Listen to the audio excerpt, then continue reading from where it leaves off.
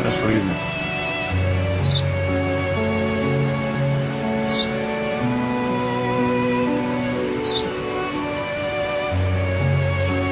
Τι είναι αυτό? Μόλις τώρα στο παπατέρα σπουργίτι μου.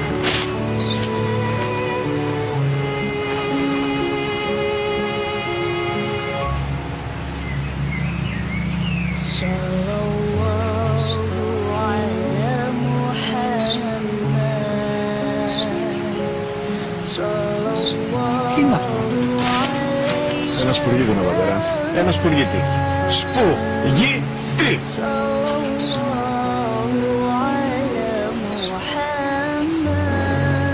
Τι είναι αυτό? Γιατί το κάνεις αυτό το πράγμα, μπορείς να πεις τόσες φορές σου είπα, είναι ένα σπουργίτι. Δεν το καταλαβαίνεις. Πού πας?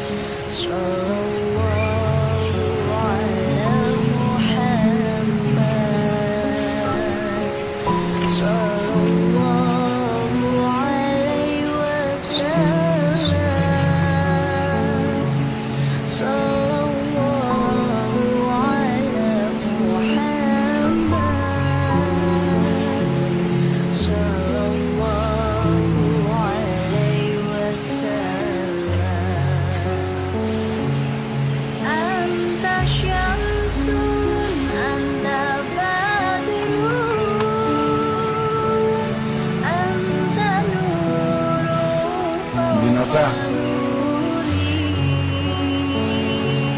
Σήμερα ο μικρός μου γιος πριν λίγες μέρες έκλεισε τα τρία. Ερχόταν μαζί μου έξω στο πάρκο όταν ένα σπουργίτι ήρθε και κάθισε απέναντί μας. Ο γιος μου ρώτησε 21 φορές τι ήταν αυτό. Και το απάντησε και τις 21 φορές ότι ήταν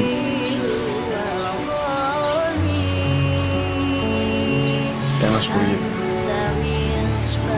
Τον αγκάλιασε τεσσερά και τις 21 φορές που μου έκανε την ίδια ερώτηση, ξανά και ξανά, χωρίς να εκνευριστώ, νιώθω στολή για το αθώο μου οράκι.